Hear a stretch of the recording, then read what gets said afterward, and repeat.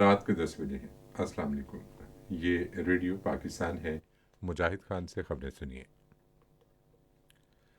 اہم خبروں کا خلاصہ۔ نگران وزیر اعظم نے لوگوں کو معیاری تعلیم اور صحت عامہ کی بہتر سہولیات کی فراہمی کے لیے تمام دستیاب وسائل استعمال کرنے کی حکومت کے عزم کا اعادہ کیا ہے۔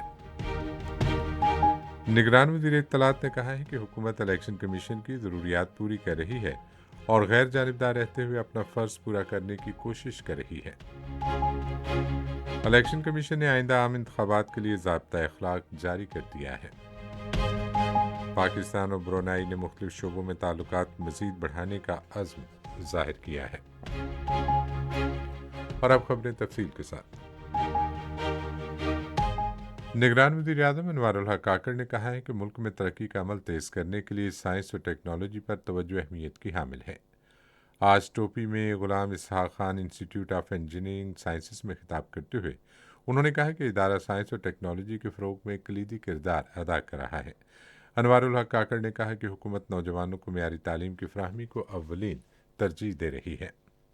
بعد میں پشاور میں associations of Pakistani physicians of North America کے 46ویں کنونشن سے خطاب کرتے ہوئے نگران وزیر اعظم نے لوگوں کو حفظان صحت کی بہتر سہولیات کی فراہمی کے لیے تمام دستیاب وسائل استعمال کرنے کی حکومت کے عزم کا اعادہ کیا۔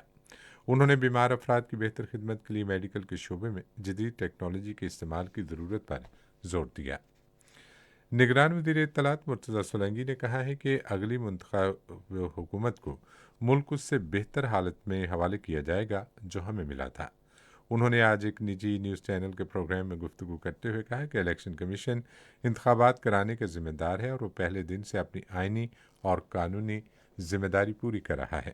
انہوں نے کہا کہ نگران حکومت الیکشن کمیشن کی ضروریات پوری کر رہی ہے اور غیر جانبدار رہ کر اپنا کام کر رہی ہے۔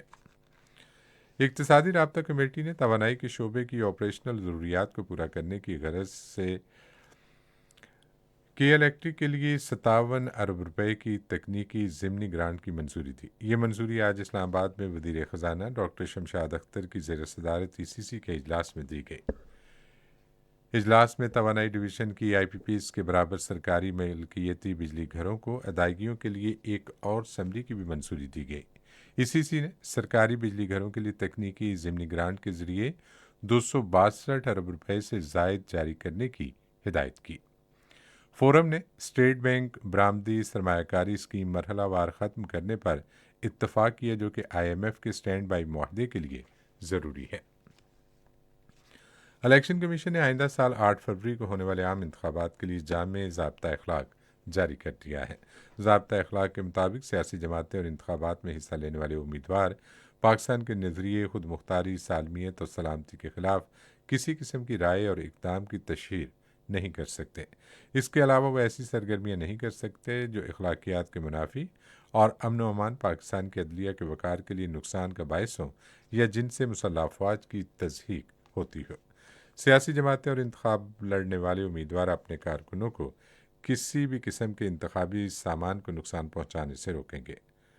کوئی بھی سرکاری ملازم یا پاکستان کی ملازمت کرنے والا شخص کسی بھی سیاسی جماعت یا امیدوار کی کسی بھی ایسے انداز سے حمایت نہیں کرے گا جس سے انتخابی مہم یا انتخابی نتائج پر کوئی اثر پڑے۔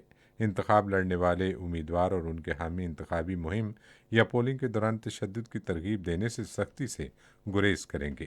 انتخابی مہم کے سلسلے میں عوامی اجتماعات اور جلوسوں میں ہر طرح کے ہتھیار اور آتشی اسلحہ لے جانے یا ان کی نمائش پر مکمل پابندی ہوگی۔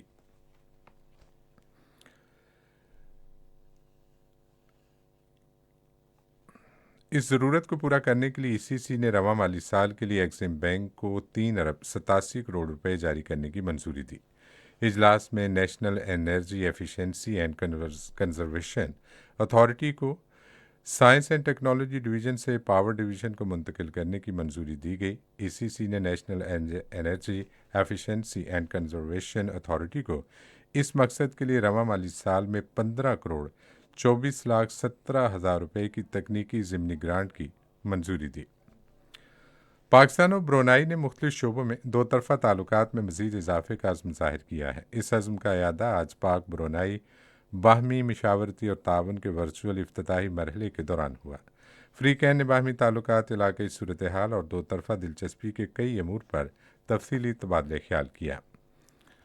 شمالی غزہ میں جبالیہ پناہ کیمپ پر جاری اسرائیلی حملوں میں کم سے کم 46 فلسطینی شہید اور درجنوں زخمی ہو گئے۔